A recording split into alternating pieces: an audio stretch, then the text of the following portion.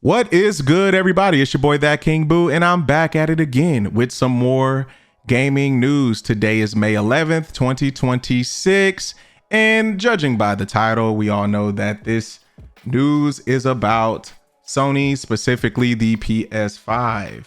So, for those who haven't been living on the rock, I just want to catch y'all up a little bit. So, not too long ago, I reported the news that Sony increased the price of the PS5, PS5 Pro, and PlayStation Portal, right?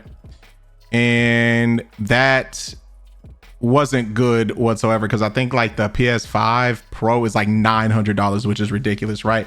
And the reason why it's ridiculous is because the PS5 came out in, I want to say November of 2020. So we're going on 6 years, and typically when a console is reaching the end of its life cycle like this, the prices usually get cheaper. They don't increase in price. And I know they're going to say, oh, because of the economy and all of this other stuff. But I mean, dude, it's a half decade old system. You should not be increasing the price by $200. Like, that's between both of the price hikes. Because that's just utterly ridiculous, and now they're facing the repercussion. This article is brought to you by GameSpot, and the title reads, PS5 sales drop almost 50% as Sony discusses AI ambitions, including new hair tech.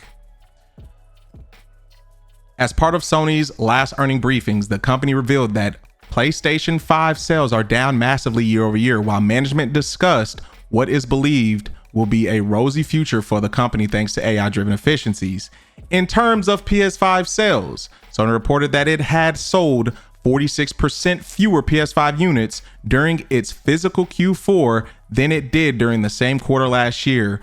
More specifically, Sony sold 1.5 million PS5 units worldwide during the quarter, down from 2.8 million during the same period the year prior. The PS5 has now sold 93.7 million units worldwide.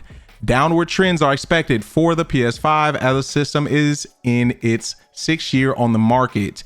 The PS5 is also more expensive than ever before as Sony has raised the price of the console by $200 for its cheapest version since the system launched in 2020. During the earnings briefing, Sony blamed the latest downturn on continued pressure in the global economic landscape. Now, here's the thing, right?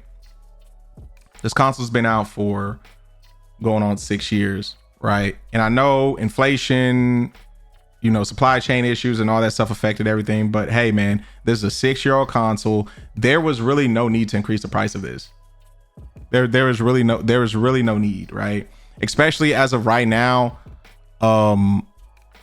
people are struggling. The economy is bad. Gas is high as hell right now. It is. You guys increasing the price on stuff is not gonna make it any better, right? And you increase the price by $200 for your cheapest versions, and you honestly think you're gonna keep the same like sales figures? That's utterly ridiculous. That really is. I don't know who's making these decisions at these corporations, but I don't know if they need to do something about it. But I mean, come on, guys. At the end of the day, I mean, it's all about like shareholders and stuff like that, and because they have to get their money out of the company, because if you lose those shareholders, the damn company goes under, unfortunately, right? But yeah, I mean, come on, guys. What do you expect, bro? Six-year-old piece of technology, and you increase the price by $200 within the span of what, like 6-7 months? Utterly ridiculous. Let's continue reading. Those continued pressures include AI-related impact on PlayStation businesses as part of the memory and chip crisis affecting numerous companies, not just Sony. Yeah, but is it increasing your console by $200 worth? I don't know about that, honestly. I honestly don't know about that. That's it's just still ridiculous. Anywho's, on the subject of AI, Sony Group President and CEO, what is it? Totoki Horiki, I'm sorry, I'm butchering that, said that Sony sees AI as becoming a powerful tool, but he pushes back against the idea that it will replace humans. Yeah, and everybody, I mean, there's been news coming out everywhere that they've been canceling AI data centers everywhere. So I guess they're going to be using another form of AI or something like that. I don't know. But I mean, AI is not doing well itself. So, and plus AI is not profitable. I don't understand. But anywho's, for PlayStation specifically, Sony Interactive Entertainment president and CEO said, "Our goal is always to be the best place to play and the best place to publish. We see AI as a powerful tool to help us in this mission." Nishino said PlayStation first party studios around the world are already using AI systems to automate certain mundane tasks, improving production, and work more efficiently on QA tasks. 3D modeling and animation systems are also benefiting from AI, he said. That's not a good look, because you already know, as of right now, within the gaming space, we no bueno to AI right now. No bueno. No bueno, especially if it's generative AI. No bueno, because it said 3D modeling and animation systems also benefiting from AI, right? So I don't know. That don't sound too hot to me. Anywho's, additionally, Nishino called out a technology called Mockingbird that PlayStation teams are using to generate facial animations based on motion capturing data. With Mockingbird, animation works that would have taken hours can now be completed in a fraction of a second, he said.